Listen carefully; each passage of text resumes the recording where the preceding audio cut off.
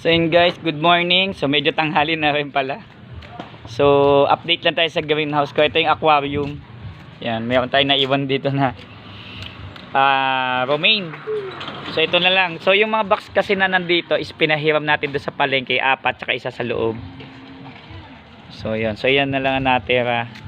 Pero somehow, meron pa naman tayong for harvest na kahit pa paano. Binibili na rin nila kahit hindi pa early harvest. Ayun si Brother Ruel, bumubuon siya ng piso wifi. So, shoutout kay Sir Henry Propeta. Maraming salamat po sa pag-abil ng piso wifi. At mamaya kay Sir Aldrin ng Gentry, no? Kita-kita po tayo mamaya sa Gentry sa Barangay San Francisco po. Ayan, so ang ginawa ko pa ngayon ay nagtanim din po ako ngayon.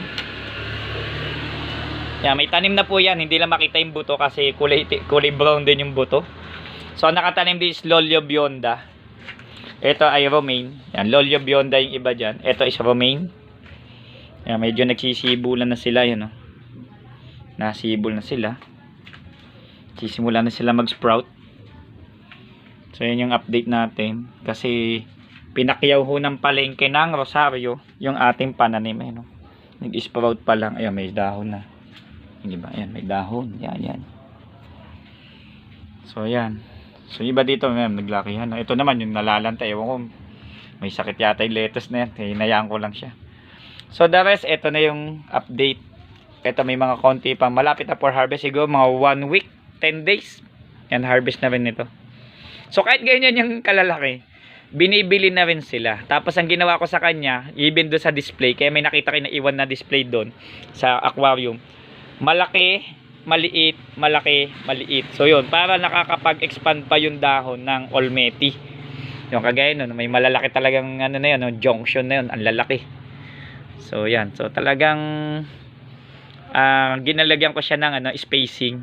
Kasi pagka puro Olmeti yung magkakasama, nagbubungguan yung dahon, ang tendency sa kanya, nagiging ganito siya, oh.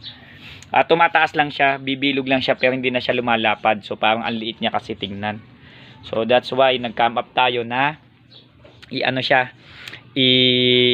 one seat apart, o di ba? Yung maliit, malaki, maliit, malaki. Yung mga pampunla ko, itinabi ko sa kanya. At lumalaki na rin ang ating Gaujin. Yan from Thailand ni Katanim. Maraming salamat kay Katanim, Marvin Baisa. Yan. So ito yung aming Gaujin. Ayan. And then Olmeti, may konti akong lalik. Yung lalik na isa kanina binili na rin. Ilan na lang to, pangkain na nga lang to ng anak ko, nabibili pa.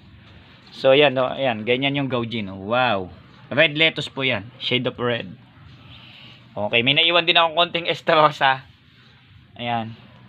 So yan, so bali lumalabas ang tanim natin. Mayroon tayong Olmeti, 1. Mayroon tayong lalik, konti. And then mayroon din tayong Gaujin. Tapos mayroon akong natirang estrosa. Yan, ganon, estrosa. Yan. Pang-4. Tapos mayroon akong romaine, pan-5. Okay, tapos mayroon akong tanim, yung bagong seedling natin ay Lolio Bionda. So yun, all in all, mayroon tayong 6 na variety dito sa ating greenhouse. So yun, so Sir Mark 1 ng Cavite Hydroponics, need ko na ng rescue. So replenishment na pero nakapag-order na ako ng 10 grow box and then 5 kay Brother Ruel. By next week, ihahatid na lang daw niya. Kasi ang hirap magmotor na bit-bit yung maraming styro box. Kasi pinahiram ko po yung 5 box doon sa palengke. Kasi wala po silang lagayan.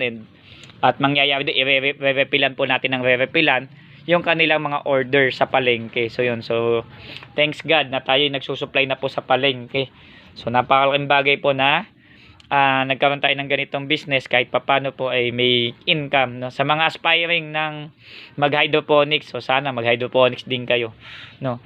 So tingnan nyo po ako, hindi pa ako agriculturist, pero somehow kumikita sa paglilito. So aral-aral lang, YouTube lang, YouTube University, tiyaga lang, and then katuwaan hanggang sa naging negosyo na natin.